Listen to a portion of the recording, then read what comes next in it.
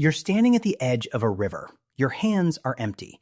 And you have a problem. There's a load of firewood on the ground in front of you, way too much to carry in your arms.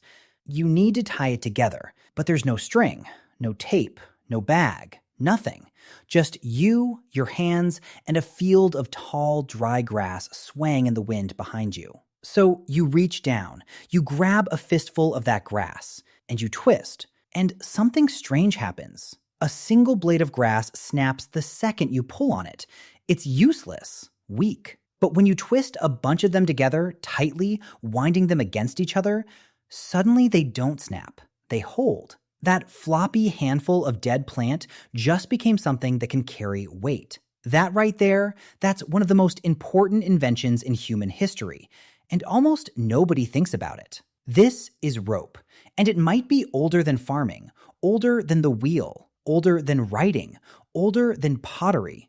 We're talking about a technology so old that the people who invented it hadn't even invented houses yet. So how did we get from a handful of grass to the cables holding up bridges you drive across every single day?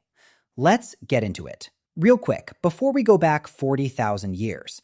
If you're the kind of person who looks at everyday stuff and wonders, wait, who figured this out first? Then you and me are going to get along great. Do me one tiny favor. Hit that subscribe button and smash the like. It genuinely helps this little channel grow, and honestly, it tells me you want more videos exactly like this one. Cool? Cool. Let's keep going. Okay, first we gotta clear something up, because most people get this completely wrong. Rope is not strong because the material is strong. That's the whole trick. A single fiber of grass or bark or plant stem, you can snap it with 2 fingers. It's pathetic on its own. The magic is in the twist. Here's what's actually happening. When you twist a bundle of fibers in one direction and then twist those bundles together in the opposite direction, they lock. They fight each other. Every fiber is trying to untwist, but it can't because it's trapped by the fibers around it. Friction holds the whole thing together.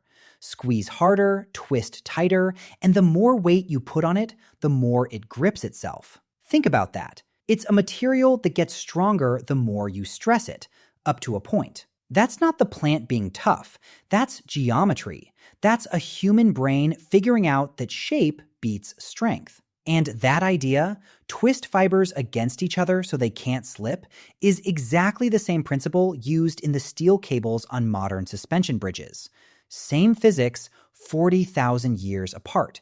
A caveman and a bridge engineer solving the exact same problem the exact same way. So how far back does this go? Buckle up. The problem with rope is that it rots. Plant fibers decay. So for most have disappeared, turned to dust thousands of years ago, which means archaeologists had to get clever about finding proof. And they found it. In 2020, a team led by researcher Bruce Hardy studied a tiny fragment found at a site called Abri du Marat in France. It was a cord, 3 bundles of plant fiber twisted together, wrapped around a stone tool. And get this, it was around 40 to 50,000 years old. And here's the part that stops you cold. It wasn't even made by us. It was made by Neanderthals. Let that sink in. A different human species, one we usually picture as dumb brutes, was making twisted, structured cord tens of thousands of years ago. That takes math. That takes understanding of trees, of seasons, of which plants give the best fiber. These cavemen were textile engineers. And there's even older indirect evidence. Little beads with holes drilled in them, shells, animal teeth, found at sites way older than that. And you gotta ask, what were they hanging those beads on? String. There had to be string. The rope is gone, but the reason for the rope is still sitting right there in the dirt. So what did they actually use? Because grass is where it starts, but grass is honestly kind of terrible. Dry grass is weak, and it's scratchy, and it falls apart fast. It works in a pinch. You need to drag something across camp real quick, grab grass, twist it, done. But nobody's building anything permanent with it. So early humans got picky, real picky. They figured out that the inner bark of certain trees, stuff like willow, linden, and cedar, has these long, tough, stringy fibers that are way stronger than grass. You peel it, you soak it, you pound it soft, and you get fiber that lasts. They learned that some vines could be used almost straight off the plant. They learned that reeds and rushes near the water gave you flexible fiber that handled moisture well. This is the part people miss. These humans built a whole science of plants in their heads. No writing, no books, just knowledge passed down, mouth to mouth, generation to generation. This tree in spring, that reed after the rains.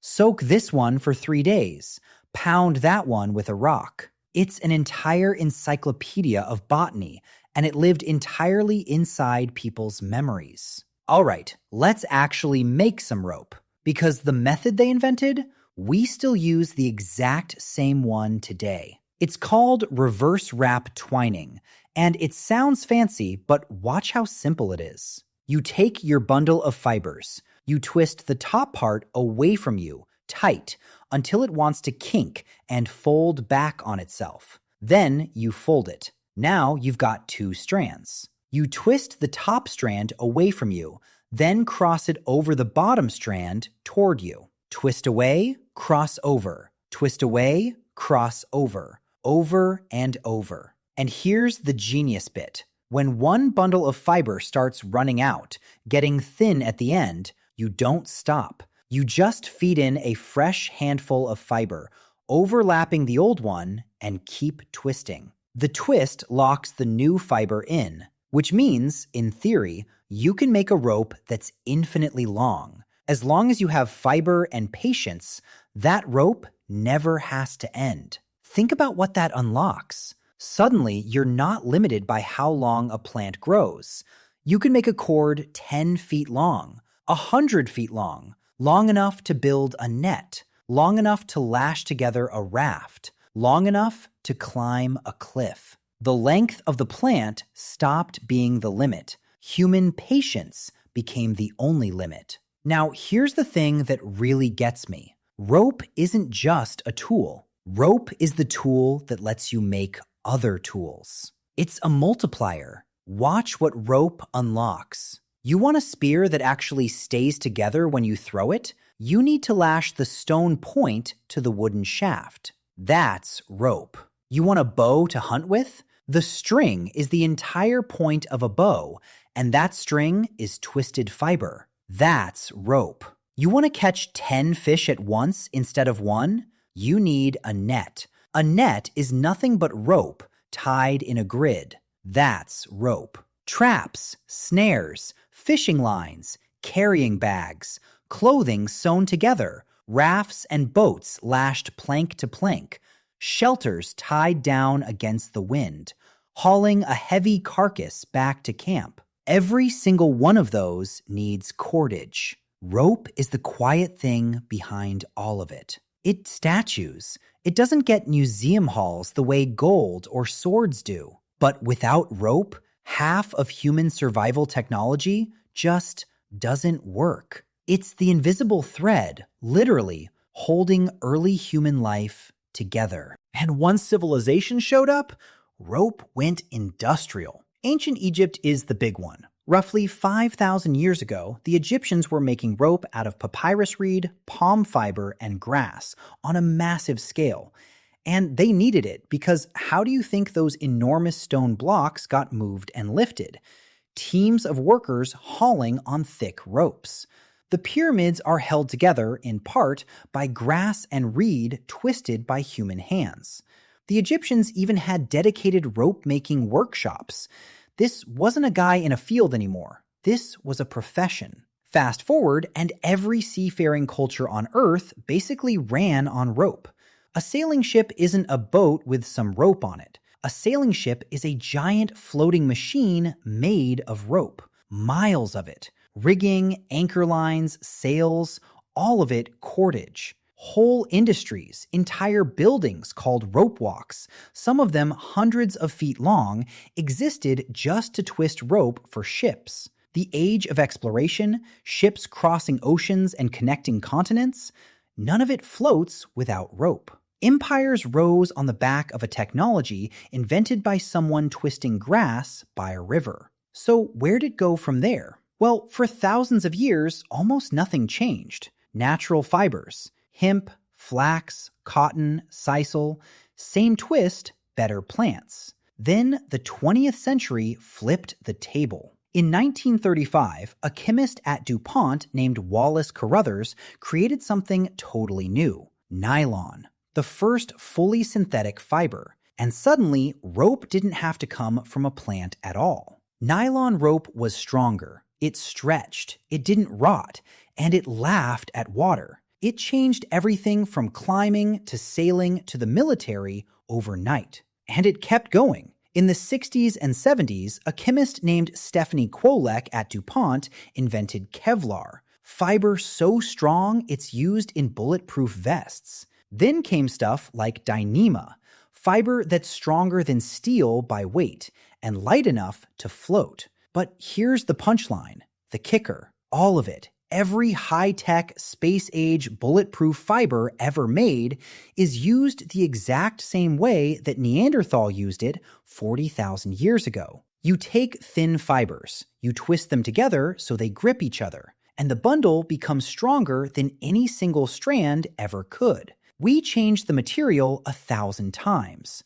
We never once improved the idea. So, how did ancient humans first make rope from grass? Nobody planned it. There was no genius inventor, no eureka moment we can point to. Somebody, somewhere, tens of thousands of years ago, grabbed a fistful of grass to tie something up, twisted it, and noticed.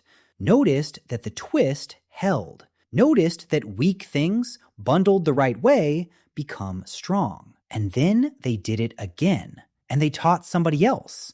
And that person made it better. And 40,000 years later, that same simple idea is holding up bridges, catching fish, launching ships, and stopping bullets. Look around you right now. The shoelaces on your shoes, the cable charging your phone, the threads in the shirt you're wearing, the seatbelt in your car. All of it is the same trick. Twist the weak things together until they can't let go. Rope is just grass. That's all it ever had to be. A handful of something floppy and useless turned into one of the strongest ideas humans ever had. And it only exists because someone, standing at the edge of a river with too much firewood to carry, grabbed a fistful of grass, and instead of throwing it away, they twisted. Hey, if you made it all the way here, you're my kind of people. If this made you look at a piece of string a little differently,